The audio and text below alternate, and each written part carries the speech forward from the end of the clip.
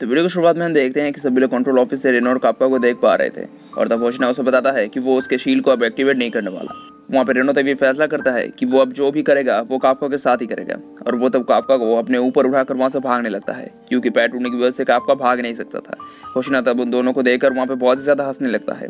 कापका तब रेनो को शिनोमिया की तरफ जाने बोलता है। इस तरफ शिनोमिया वहाँ पे सभी काइजू को मार रही थी और अपने सुपर स्पीड की मदद से सभी की मदद भी कर रही थी।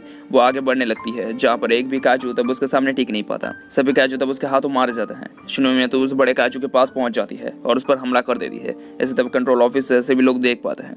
शिनोमिया तब उस बड़े काइजू के मुंह के अंदर गोली चला देती है। इससे तब उस काइजू का पूरा शरीर फट जाता है और आखिरकार मारा जाता है। शिनोमिया के पावर्स को देखकर तब कंट्रोल ऑफिस के लोग भी बहुत हैरान होते हैं। वो लोग तब सभी को बताते हैं कि एग्जाम खत्म हो चुका है। वो तब अपने ड्रोन्स को वापस बुलाने लगते हैं। वो तब सभी ड्रोन्स वापस आने लगते हैं। शिनोमिया के पावर्स को देखकर तब होशिना भी बहुत हैरान होता है क्योंकि वो उसके उम्मीद से भी ज्यादा पावरफुल थी।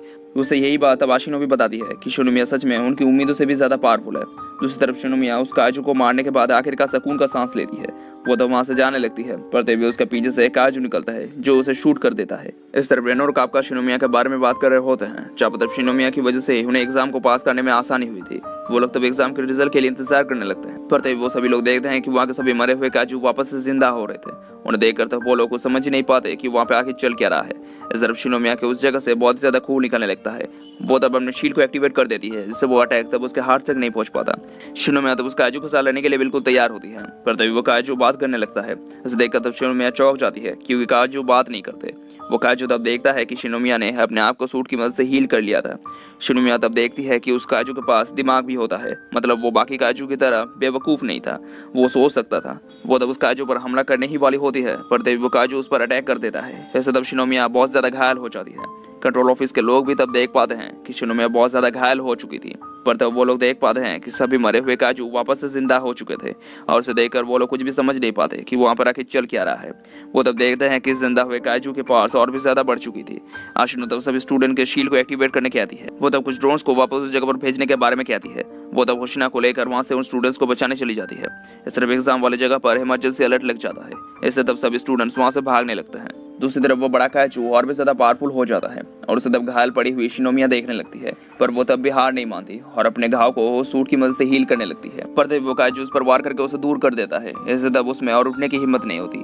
हमें तब शिनोमिया के पास को दिखाया जाता है जहाँ पर हम देखते हैं कि बचपन से ही वो हर चीज में परफेक्ट थी पर उसे शाबाशी देने वाला वहाँ पे कोई नहीं था। वो जब अपने डैड के पास जाती है तब वो भी उसके परफेक्ट होने पर ज्यादा खुश नहीं होते और उसे बताते हैं कि शिनोमिया को हर समय परफेक्ट रहना चाहिए अगर उसे इस देश के लिए कुछ करना है तो। इन बातों को सोचते हुए शिनोमिया तब जोश में आ जाती है और बहुत ज्यादा घायल होने के बाद भी वो उस काजू के साथ लड़ने लगती है पर उससे लड़ते हुए तब वो बहुत ही ज्यादा घायल हो जाती है और उसमें तब और लड़ने की एनर्जी नहीं होती। वहाँ पर तब कुछ ड्रोन्स की मदद से कंट्रोल ऑफिस के लोग आशिन और होशिना को बताते हैं वो काजू पहले से ज्यादा पावरफुल हो चुका है और वो अब हमला करने के लिए एनर्जी इकट्ठा कर रहा है।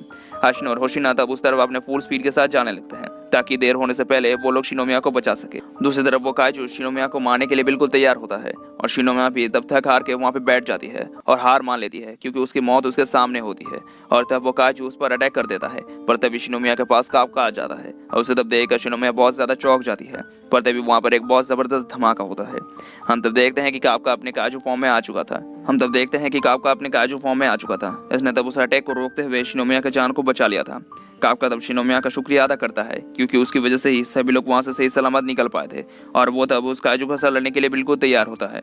दूसरी तरफ हम देखते हैं कि बाकी लोग तब उन काजू के साथ लड़ रहे होते हैं और घायल हुए लोग तब एक सिग्नल फ्लेयर का पीछा करने लगते हैं ताकि वो किसी सुरक्षित जगह की तरफ जा सके। हिरोनो तब सोचने लगता है कि जब बाकी काजू जिंदा हो रहे थे तब एक आदमी आके उन्हें बताता है कि बड़ा काजू वापस से जिंदा हो चुका है और शिनोमिया उससे अकेले लड़ रही है। उसे सुनकर तब कापका वहां से रेनो को बताए बिना ही वहां से चला जाता है। दूसरी तरफ शिनोमिया कापका को एक काजू के फॉर्म में देखकर बहुत ही ज्यादा चौंक जाती है पर तभी उसके पास कापका आता है और शिनोमिया से किसी को भी बताने से मना करता है कि वो एक काजू है। उन पर तब वो बड़ा काजू फिर से अटैक कर देता है पर कापका तब उसे आराम से रोक देता है। कापका तब वहाँ पे उस काजू के साथ लड़ने के लिए बिल्कुल तैयार होता है। कंट्रोल रूम तब होशिना और आशिनो को बताता है कि उन्हें बड़े काजू के पास से एक अलग तरह की पावर मिल रही है जो बहुत ही ज्यादा पावरफुल है।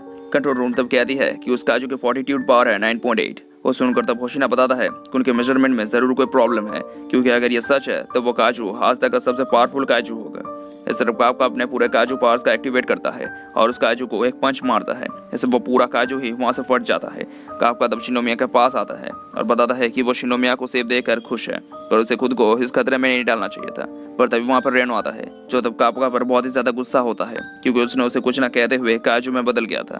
पर तभी शिनोमिया वहाँ पे बेहोश हो जाती है। वहाँ पे तब होशिना राशिनो पहुंचता है, जहाँ पर वो लोग तो काजू के बॉडी पार्ट्स को वहाँ पर बिखरा हुआ देखते हैं। पर उसे देखकर वो लोग कुछ भी समझ ही नहीं पाते कि वहाँ पर हुआ क्या था। उनके पास तब बाकी लोग आ जाते हैं। कंट्रोल ऑफिस तब उन्हें बताता है कि सभी लोग सही सलामत हैं और वो लोग बेस तक पहुंच चुके हैं। होशिना तब आशिनो से कहता है कि उसे पता है कि शिनोमिया स्ट्रांग है, पर वो उस काजू को मार नहीं सकती। आशिनो तब बताते हैं कि काजू का जिंदा होना और उसका मारा जाना, वो लोग कभी भी बहुत कुछ नहीं जानते।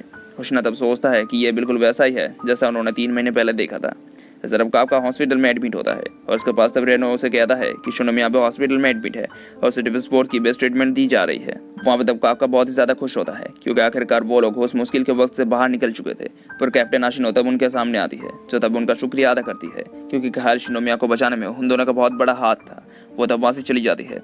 कापका तब उसे बुलाने जाने वाला होता है, पर तब वो रुक जाता है और सोचने लगता है कि वो उसके साथ अभी बात करेगा जब वो एक ऑफिसर बनेगा।